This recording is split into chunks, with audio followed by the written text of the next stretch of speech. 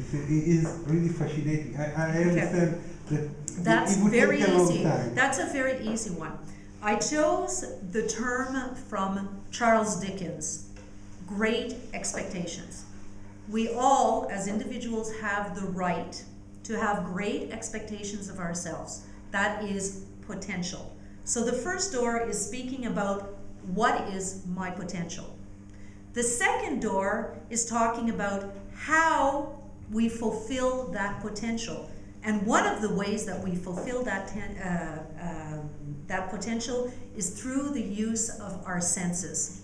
Even the greatest of creators and the greatest of designers are inspired by something that is happening in the world. If we take Picasso, obviously he had a particular outlook on women. Okay? Women were inspiring him in many different ways. So the second door is really about using your senses in order to draw out your vision and your creativity.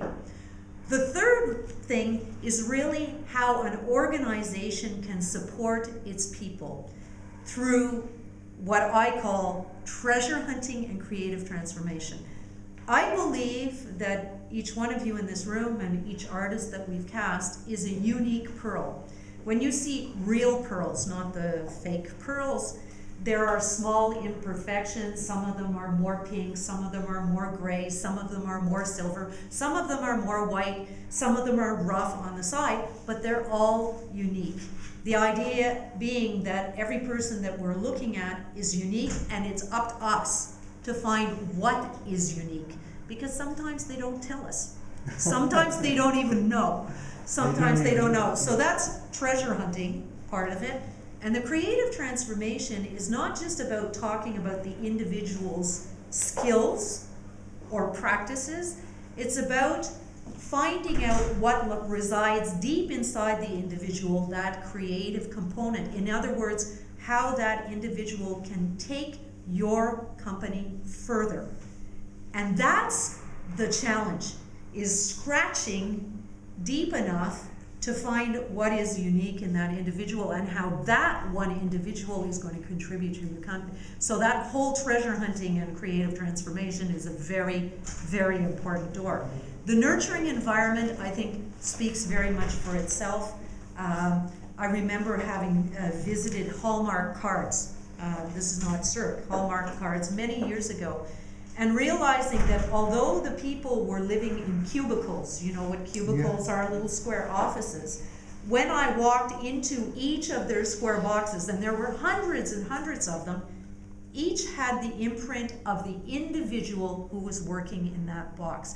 Because that particular company had set up a room with all of the stuff left over from their greeting cards, their ribbons, their bows, their photographic gallery, and people were allowed to go in there and play and build something and decorate their own office. So even though they had boxes, each box was unique. That's the nurturing environment, okay? Is this environment which allows a person, in addition to fulfilling a function, to explore themselves and to divulge themselves.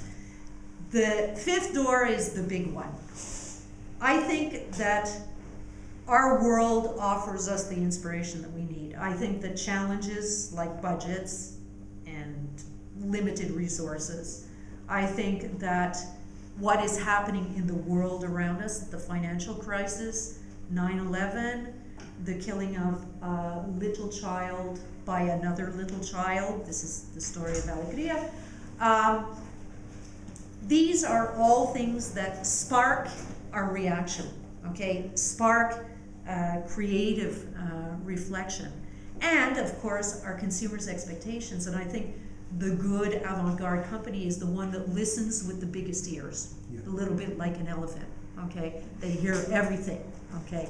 And they know what's coming. So the fifth door is really about what are the outside influences that affect our creative process and our creativity.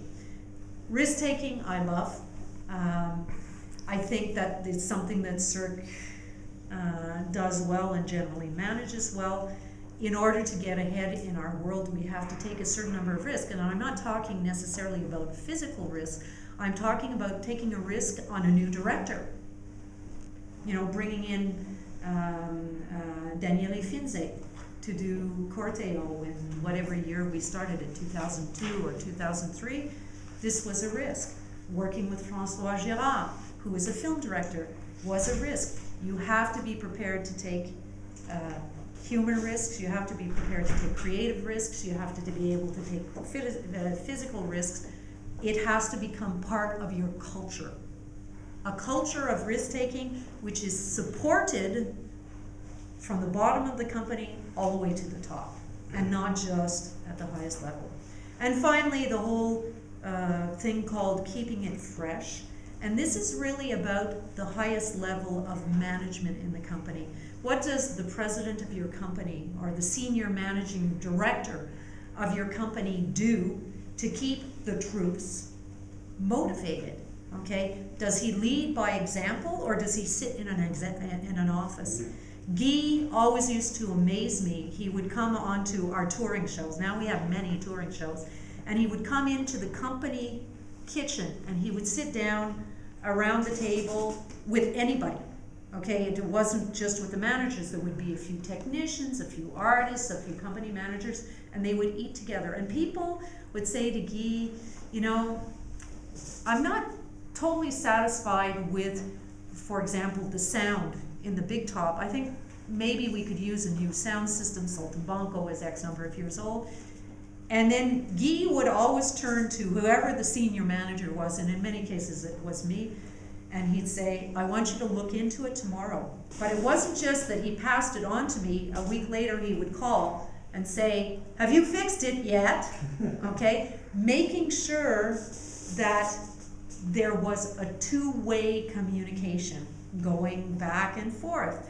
Whether, if he thought it was a good idea and he sent it back to you, whether you really acted on it, okay? And with sound, that's it, sound design. And also the way you engage your employees on a regular basis, okay? Do they feel like part of the, you know, the product? When we invite all of our employees to the world premiere of a new touring show, it fills the whole big top. We don't have anybody else. It's just the employees. They made it, and they deserve to share the joy of it first, okay, not last. So there are many ways where you're engaging your employees so that they stay stimulated. And yes, I painted an almost perfect picture of Cirque du Soleil, and honestly, like every other company, we have challenges too. Okay, thank you very much. You're welcome. We finished the whole We can stay here for hours, but unfortunately your time. That's okay. What we can do now. Thank you. Fantastic. Questions? Yes. Sure. Thank you, Lyn. Bye-bye. Thank you. It's been